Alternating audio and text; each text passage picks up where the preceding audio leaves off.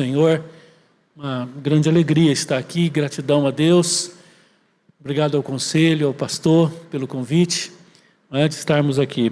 Fiquei muito feliz de ver os meninos de Arapongas, tocando aqui. Eu olhei e falei, conheço um, conheço o outro, Que alegria, Muito bom.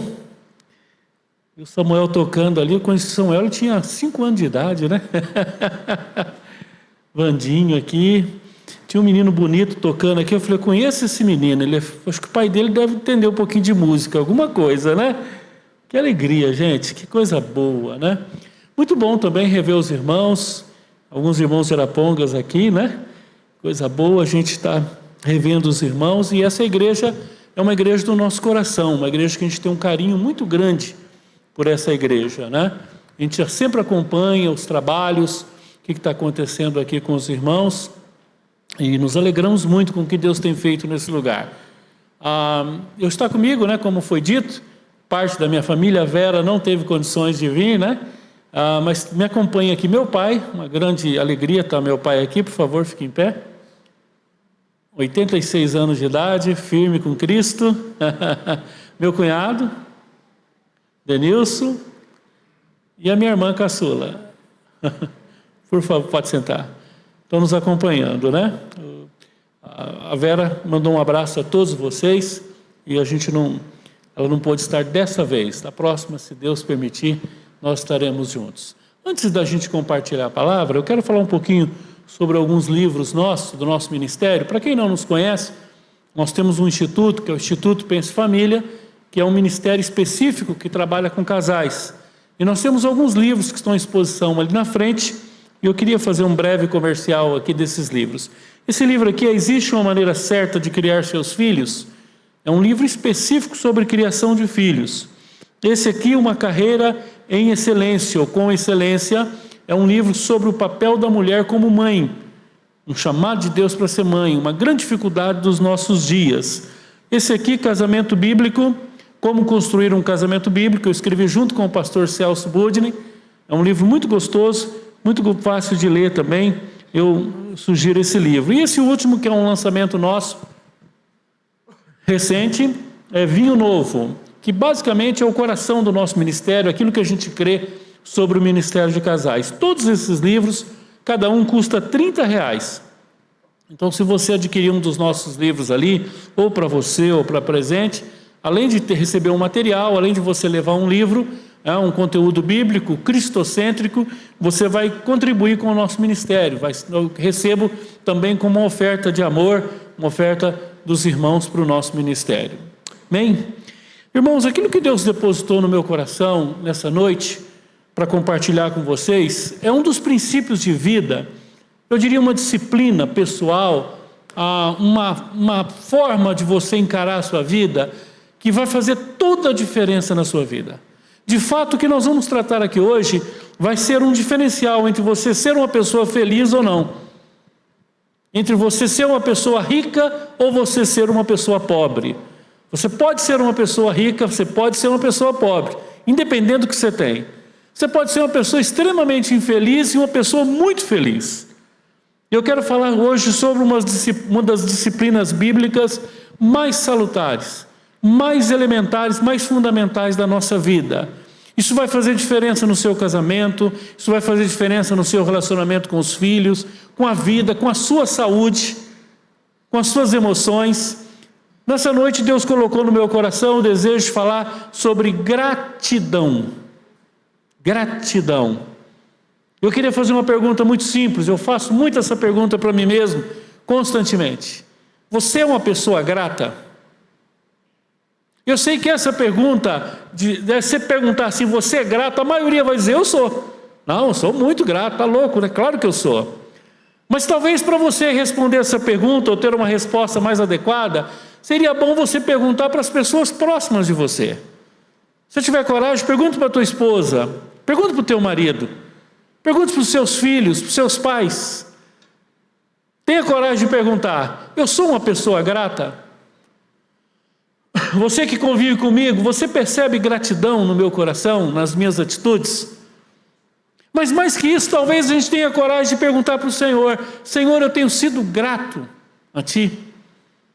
E eu quero fazer valer, eu quero expor o Salmo 103. Um salmo tem uma divisão muito simples, muito didática, que nos ajuda a gente a entender um pouquinho a crise da ingratidão. Quando você olha para o seu coração, pensa no seu coração como um trono de adoração. Nós cantamos tanto aqui, tão bem, né? Será que Deus encontra hoje no seu coração, no trono do seu coração, gratidão? Será que você é uma pessoa grata? Nós vamos ver o perigo da ingratidão. Nós vamos ver o contrário da ingratidão. O que é uma pessoa ingrata? Né? E nós vamos aqui aprender um pouquinho com Davi. Davi, você pode dizer, Paulo, tudo bem, para Davi é fácil falar de gratidão, ele era rico, né? Era rei, mas nem sempre foi. E vida de rei também não é fácil, não. Você está achando que vida de rei é fácil? Davi teve lutas com inimigos internos, externos, sua natureza pecaminosa, seus apetites, teve problema com seus filhos, sérios problemas com os filhos. E ele vai nos ensinar sobre gratidão. Agora, você vai perceber que ele é autoridade para falar de gratidão, não porque ele é grato, mas porque ele está buscando a gratidão. O que me desafia a pregar sobre gratidão não é que eu já tenha alcançado, mas como diz Paulo, uma coisa fácil, esquecendo das coisas que para trás ficam, eu avanço, olhando para as que diante de mim estão. Naturalmente ninguém é grato, viu gente? Ninguém nasce grato. Só é grato quem o Espírito Santo já tratou. Só é grato quem passou pela cruz. Só é grato quem passou pelo sofrimento da disciplina espiritual, da escola da gratidão de Deus. Salmo 103 vai nos ensinar isso. Vamos ler esse salmo? Corra seus olhos sobre ele.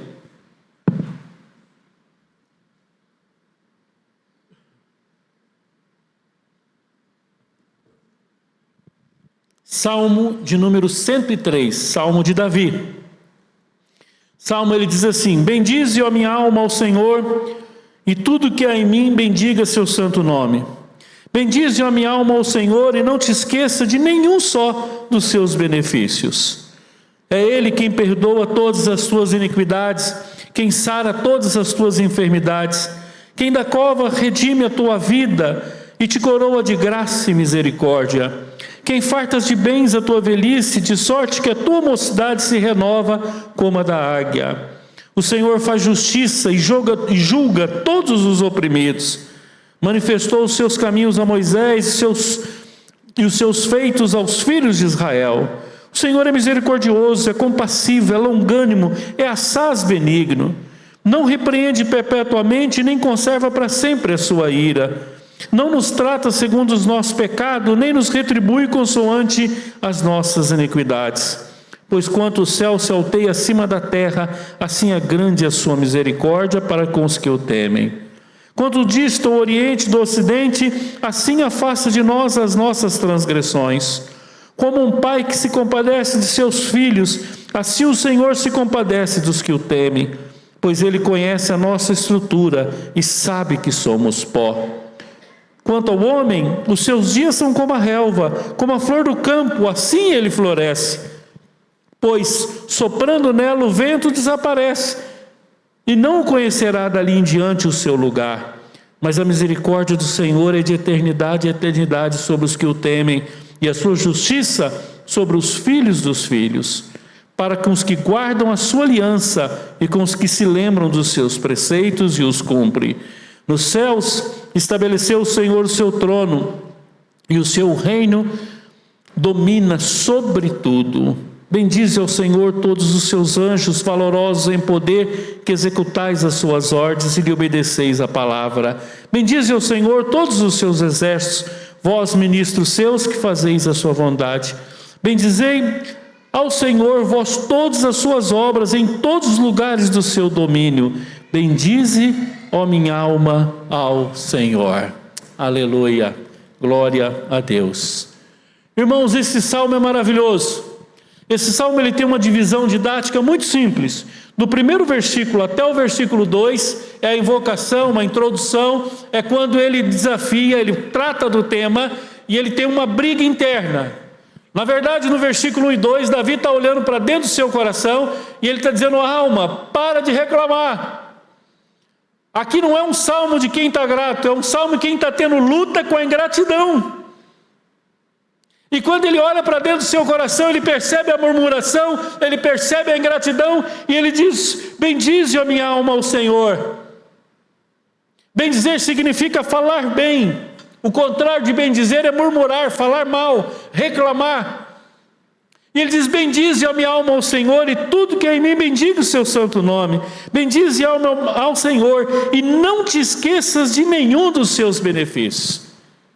E é interessante, irmãos, como facilmente nós esquecemos dos benefícios do Senhor. Nós somos assim: tudo que nós temos já não vale mais nada. Nós estamos de olho naquilo que a gente não tem. É muito difícil você encontrar alguém grato pelo que tem. Sempre está faltando alguma coisa.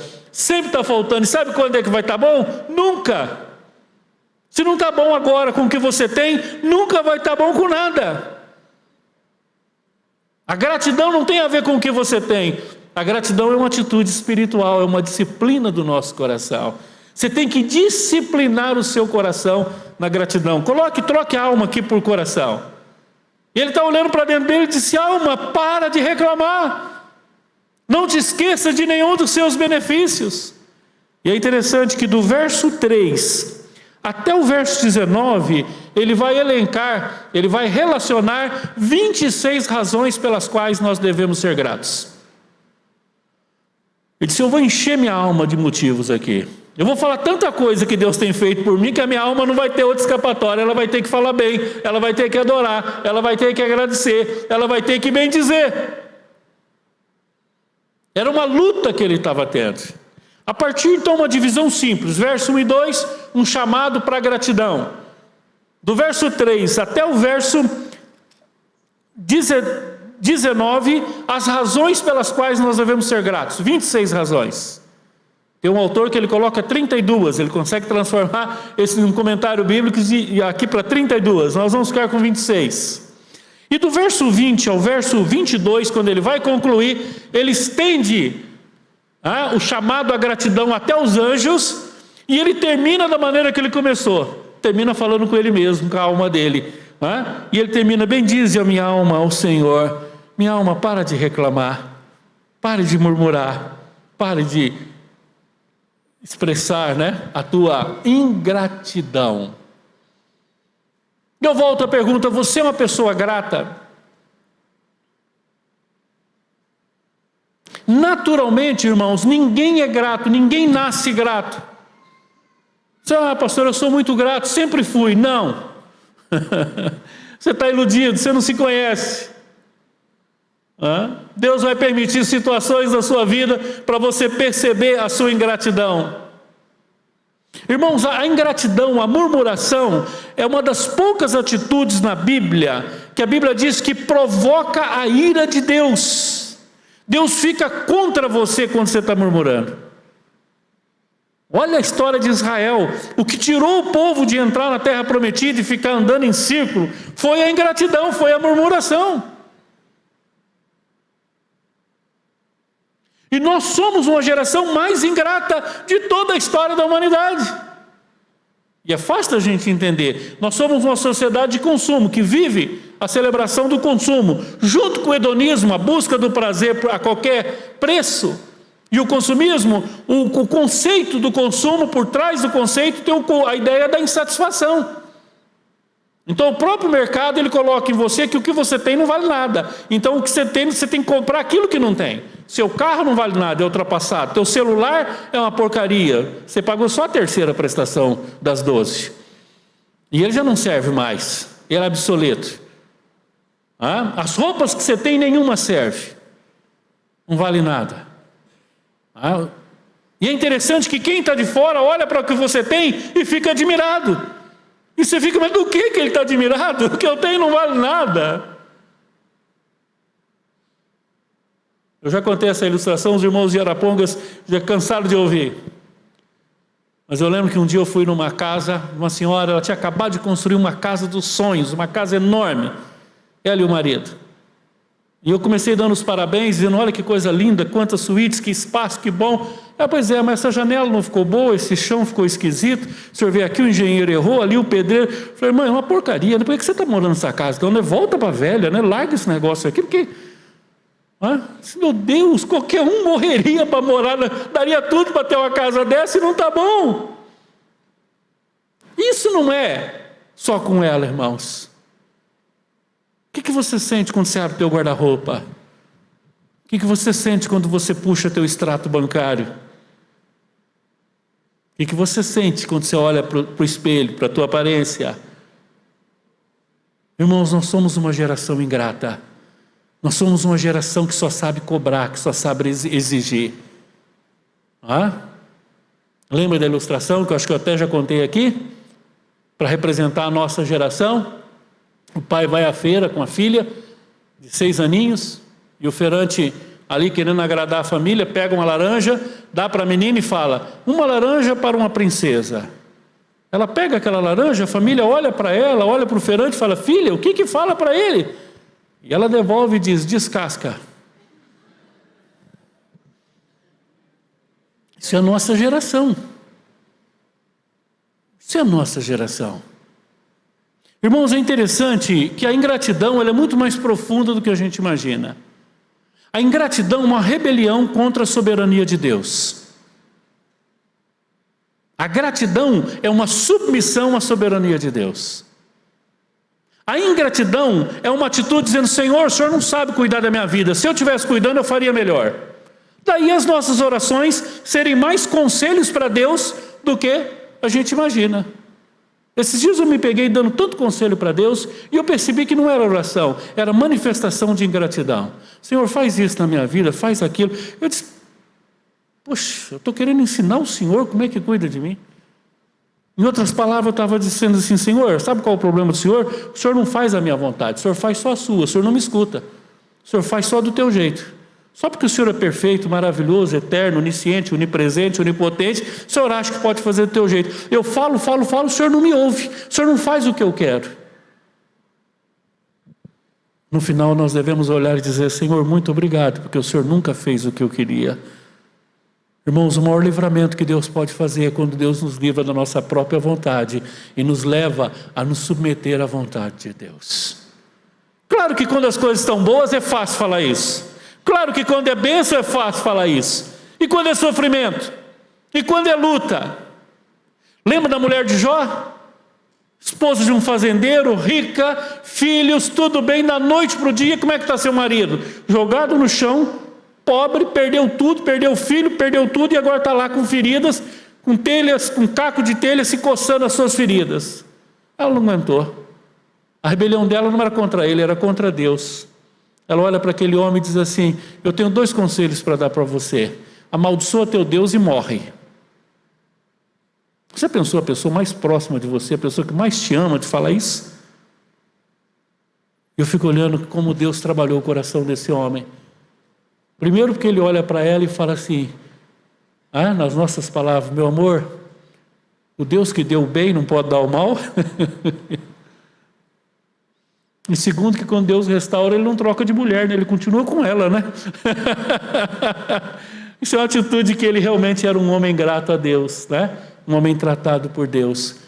Irmãos, eu comecei a pensar um pouquinho sobre gratidão. Esses dias eu comecei a ver tantas anotações que eu fiz de gratidão. Uma pessoa até me sugeriu, pastor, escreve um livro sobre gratidão. Esse é um dos maiores problemas do casamento.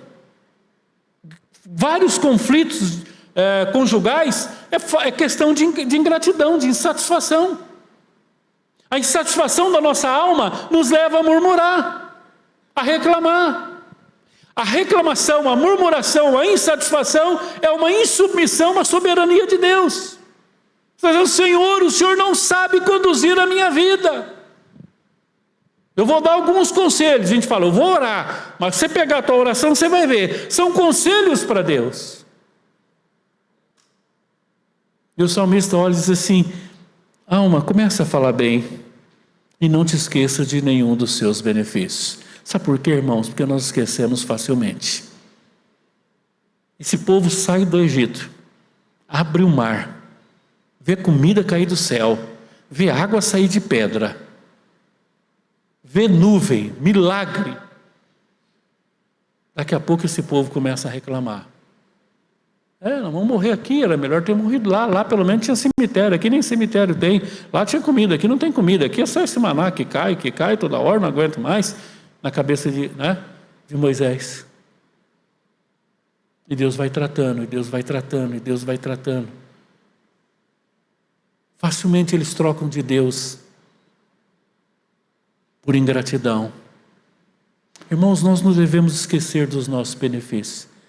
Esses dias eu conversei com um senhor de idade, ele tem quase 90 anos, e eu vi que ele é uma pessoa muito feliz. E eu conversando com ele, me interessei muito por ele, comecei a conversar. Eu disse, o que o senhor faz assim, para o senhor ser uma pessoa assim? Ele disse, olha, entre muitas coisas, conversamos por hora. No final ele falou, olha, uma das coisas que eu faço toda noite, eu não durmo sem eu relacionar 10 coisas que eu sou grato a Deus. A última coisa que eu faço antes de dormir é relacionar 10 motivos pelos quais eu sou grato a Deus. Na linguagem dele, ele falou. Eu pego 10 bênçãos daquele dia, e eu durmo no sabor da gratidão, na atmosfera da gratidão. Isso não tem nada a ver de você não ter ambição, projetos para a tua vida, crescer. Ser grato não é ser uma pessoa acomodada que não quer nada com a vida, não é isso. Mas ser grato, irmãos, é reconhecer que tudo que você tem é Deus que tem dado. E o que você não tem é que Deus tem permitido. E que o teu sofrimento passa pelo crivo da vontade de Deus. Deus é soberano, irmãos. Nada acontece na nossa vida se Deus não permitir. Eu sei que tem horas que a gente não acredita nisso. Nós temos lutas. Nosso coração é ingrato. Nós temos dentro de nós ingratidões escondidas. Os irmãos sabem, né? Eu era pastor em Arapongas e eu abri mão do nosso salário, da nossa condição boa que a gente tinha, para trabalhar de tempo integral no Ministério de Casais. E um dos votos que eu fiz, um dos meus compromissos, é que independente do tamanho de igreja, eu iria aceitar convite, podia ser igreja pequena. E um dia uma igreja muito pequenininha tinha 4 casais para fazer o curso. E o pastor disse, olha, nossa igreja é pobre, nossa igreja não tem condições, e nem o livro a gente tem condições de comprar. Nem a gasolina, pastor. O senhor vem de graça aqui? Eu falei, Jesus, vamos. Na hora aceitei com muita alegria e fui. Mas foi interessante que eu comecei a pregar e os 4 casais ficavam escorados na parede, assim, e não reagia. Ninguém nem gostava, nem desgostava, nem achava bom, nem achava ruim. Parecia que eu estava batendo numa parede, assim. Primeiro dia, segundo dia, palestra, 3 palestras, são 8 palestras do curso. E aí o pastor recolheu lá o dinheiro, assim, tipo dinheiro de hoje, deu R$20 cada um, 4 casais, R$80, só de gasolina tinha sido mais. Um frio, chovendo, e aí eu comecei no meu coração a se inquietar. E logo no primeiro dia, irmãos, chegou atrasado um casal e ficou ali atrás, sentado, que não era da igreja. E eles fizeram todo o curso, antes de terminar eles saíam. Até me incomodava, jovens e tal.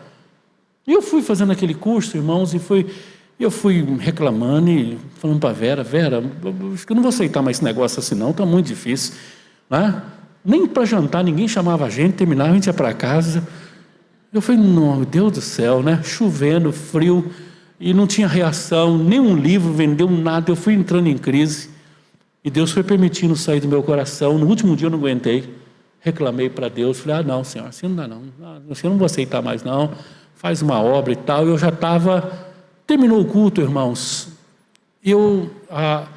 terminou um culto ali, e eu fui encerrando as coisas, aquele casal que estava ali fora, falou, quero falar com o Senhor. E a gente estava passando uma hora financeira difícil, como todo mundo passa, uma hora financeira difícil. E a gente ali doando um final de semana para 4 casais que não reagia, nem para cima nem para baixo, nem achava bom nem ruim. E aquele rapaz me procurou, eu falei, meu Deus, além de não ter nada, ainda vai ter que dar conselho, agora ele vai ficar quanto tempo com esse casal ainda dando trabalho aqui, Ele veio falar comigo, eu falei, mas você poderia falar com o pastor? Ele falou, não, eu já falei com o pastor, ele autorizou falar com vocês. E ele disse, olha irmão, é bem rápido. Nós estamos vindo de uma cidade muito grande, eu tinha um emprego lá bom, a minha esposa também.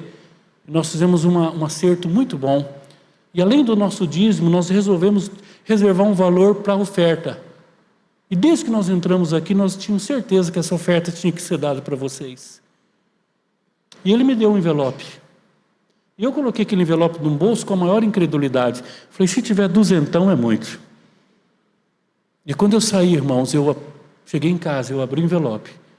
Tinha R$2.000 naquele envelope. E eu chorei tanto diante de Deus. Disse, Senhor, me perdoa. Eu sou o pior pecador da face da terra. Ninguém é pior do que eu. O Senhor tenha misericórdia da minha vida. Muda meu coração, Senhor. Senhor, tira para fora toda ingratidão, toda murmuração, toda falta de fé. Trabalha, Senhor, a miséria da minha alma. Senhor, eu quero crer, eu quero descansar no Teu sustento. Irmãos, Deus permite situações na nossa vida para ver o que tem dentro do nosso coração. Deuteronômio 6 vai dizer, Ele te deixou passar fome no deserto, te passou necessidade, passou frio, passou tudo, para provar, para ver o que tinha dentro do teu coração. Meu irmão, você é uma pessoa grata.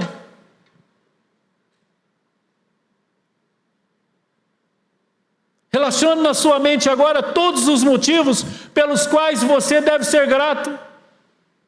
Quantas coisas Deus tem feito na tua vida. Nós não olhamos para as coisas boas, nós só olhamos para as coisas ruins.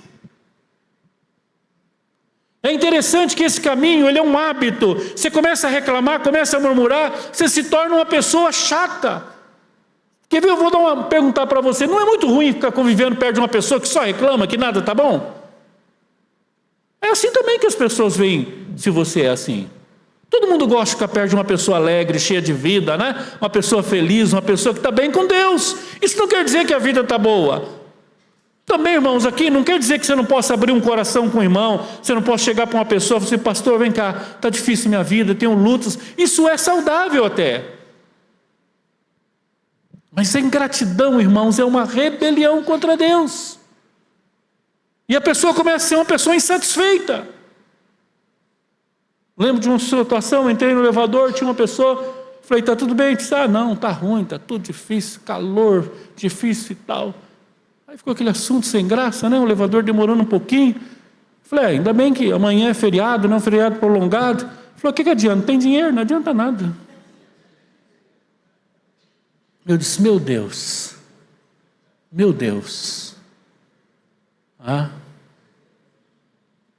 Davi diz, lembra-te, relacione. Eu queria te convidar para você passar os olhos aí sobre os motivos pelos quais Davi fala sobre que ele deve ser grato. Ele diz, quem sara tuas enfermidades. Irmãos, quantas curas você já recebeu na tua vida. Interessante que o primeiro, ele diz, é quem perdoa os teus pecados. Irmão, você já imaginou que todos os teus pecados foram perdoados? Gente, hoje eu estava pensando nisso. Aliás, ontem eu estava andando de bicicleta com a Vera em Maringá, fazendo nossa pedalada, eu estava pensando nisso. Antigamente as pessoas falavam mais da gratidão a Deus pela salvação, pelo perdão dos pecados. Hoje ninguém nem fala isso mais. Você fala, tem uma notícia boa, você está salvo. Isso aí eu já sabia, né? Mas não vale nada. E Davi começa dizendo que ele está conversando com a alma dele, tá? Ele fala, alma, você tem que lembrar, a primeira coisa, sabe aquele monte de pecado que você tinha? Aquela dívida enorme que você nunca ia pagar? Deus já te perdoou. Só isso já é motivo para você ser a pessoa mais grata da face da terra, a pessoa mais feliz. Irmãos, até no mundo natural a gente faz isso. Imagina você ter uma dívida enorme no banco, você chega lá, o gerente diz, olha, alguém veio aqui ontem e pagou tudo tua conta, você não deve nada. Você consegue imaginar isso? Davi diz, bendize a minha alma, fala bem, seja grata minha alma, porque é Ele que perdoa todas as tuas iniquidades. Ele diz, você não deve nada. É Ele quem cura. Vamos passando os nossos olhos, aí são muitas, né, irmãos? Eu gosto de destacar, por exemplo, os 5, quem fartas de bens a tua velhice, de sorte que a tua mocidade se renova como a da águia. Quem farta de bens a tua velhice. Você já se pegou pensando o que vai ser da tua vida? Como é que vai ser quando você ficar velho? Hã? Eu fiz 61 anos, poucos dias, não é mesmo? Depois de 60, isso aí fica mais sério o negócio, né? Você começa a pensar. Hã? Esses dias eu e a Vera nos pegamos assim, né? A gente não tem aposentadoria, não tem bens, não tem, não tem herança, não tem propriedade, daqui a pouco acaba a saúde, aí o pânico começa a tomar conta, né? A ansiedade. Eu disse para ela: Vera, quem cuidou de nós até hoje? Tanto eu como ela disse: foi Deus. E Deus cuidou porque a gente fez as coisas tudo certinho, porque a gente é bom, ou porque Ele é misericordioso e a sua misericórdia dura para sempre? Por causa do caráter dEle. Deus vai mudar? Deus muda.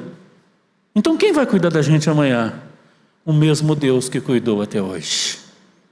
Irmãos, na tua velhice, deixa eu falar para os jovens que estão aqui, na tua velhice, quem vai cuidar de você não vai ser a tua aposentadoria, teus bens materiais. Quem vai cuidar de você é o Senhor, porque Ele tem cuidado de nós.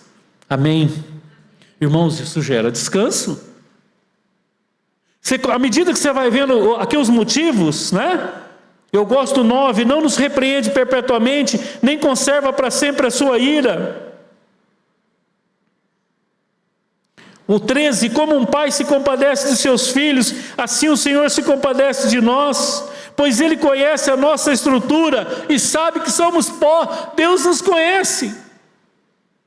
Deus não exige mais do que a gente pode dar, irmãos. Deus não cobra. A nossa relação com Deus não é fruto de mérito. E aqui é um ponto muito importante.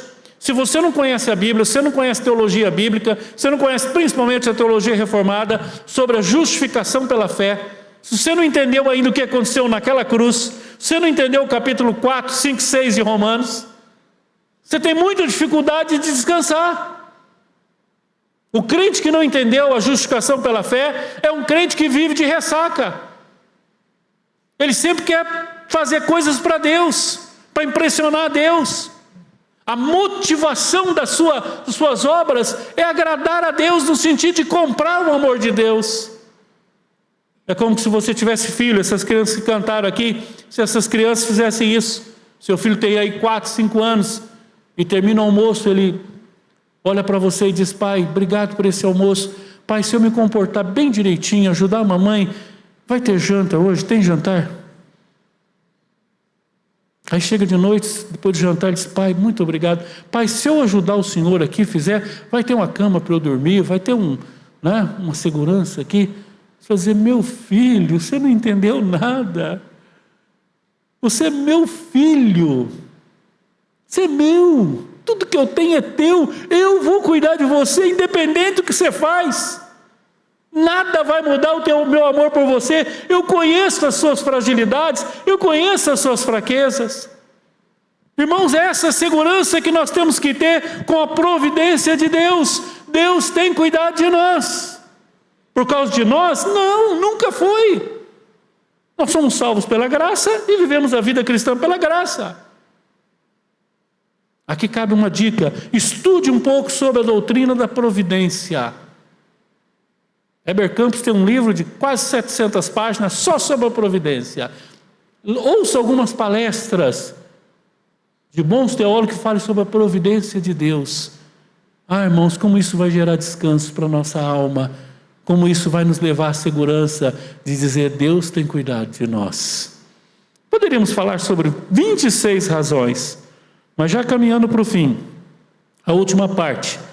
Ele vai dizer: bendize ao Senhor todos os seus anjos, valorosos em poder. O verso 21, bendize ao Senhor todos os exércitos que ministrais, que fazeis a sua vontade. Bendizei ao Senhor vós todas as suas obras em todos os lugares do seu domínio. E ele termina voltando para a sua alma e dizendo: alma, bendize ao Senhor, seja grato. Você quer ver, irmãos, na área financeira, se você não está satisfeito com o que você tem hoje, você nunca vai ser uma pessoa satisfeita. Não é valor que gera satisfação, é fé. Nós não andamos pelo que vemos, mas pela fé. Você quer crescer na vida? Claro, é justo, é lícito você estudar, trabalhar, aperfeiçoar. Mas às vezes Deus permite situações difíceis na nossa vida. E nós precisamos ser gratos. Será que Deus encontra hoje no seu coração gratidão? Você vai para o Salmo 50, por exemplo, o Salmo 50 vai nos ensinar que o verdadeiro culto a Deus são ações de graça. Paulo ensinando a Timóteo, ele diz, piedade com contentamento é riqueza. Rico não é quem tem, rico é quem é grato. E a gratidão, irmãos, nos leva a ser generoso, a dar. Eu quero terminar contando uma experiência. Eu era pastor de uma cidade muito pequenininha do lado de Maringá, chamada Mandaguaçu. Nessa igreja tinha um casal de húngares, eles eram húngaros, já de bastante idade. E eles compraram 2 terrenos na cidade e eles plantavam de tudo, aquele tipo de família que saiu da roça, mas a roça nunca saiu deles, né? Então eles enchiam, transformaram numa roça, ele tinha plantação de tudo. Muito crente. E eles tinham uma prática que toda pessoa que entrava na casa deles, na hora de sair, ela dava um presente. Ou uma flor, ou um bolo, ou um doce, ou alguma coisa ela dava e fazia uma oração. Toda vez que o carteiro ia levar a carta lá, ele recebia um presente e uma oração. O medidor de luz ia lá, espera aí, vem cá, um presente e uma oração. Sanepar, mesma coisa.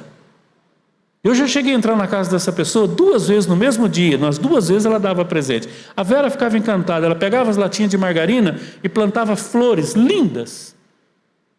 E ela dava aquela flor, depois fazia uma oração. Eles ganhavam um salário mínimo cada um de aposentadoria. Eu posso dizer para vocês que foi a família mais rica que eu convivi na minha vida. Porque rico não é quem tem. Rico é quem tem a gratidão ao ponto de dar. Talvez você não consiga ser generoso porque você é ingrato, você acha que você tem pouco. Você sempre acha que você tem pouco. Você fala, não, se eu conseguir mais, aí eu vou ser. Ai, nada. Aquele tipo de gente que diz, se eu ganhar na Mega Sena eu ajudo os pobres. Mas agora você ajuda? Não, agora não tenho. Somos ricos, irmãos. Precisamos admitir as nossas riquezas. Lembro do missionário Bruno, que a nossa igreja investiu, né? Ela pagou muito na vida dele, dizendo que no Senegal, e na Índia, onde ele esteve, principalmente na Índia, quem faz uma refeição por dia é considerado classe média. E eu tenho certeza que todos nós aqui temos comida em abundância na nossa casa. Irmãos, se você for grato, você vai ser uma pessoa generosa ao ponto de dar. Sabe, isso vai mudar teu casamento, isso vai mudar a tua vida. Se você se tornar uma pessoa grata. Uma pessoa feliz com o que você tem. Contentamento e piedade, verdadeira riqueza, Paulo nos ensina. Vamos ficar em pé, vamos orar. Irmãos, essa pregação não é para te deixar culpado porque até aqui você não foi. Peça perdão pelo passado. Mas é para te desafiar, para dizer daqui para frente, Senhor, eu quero ser uma pessoa grata.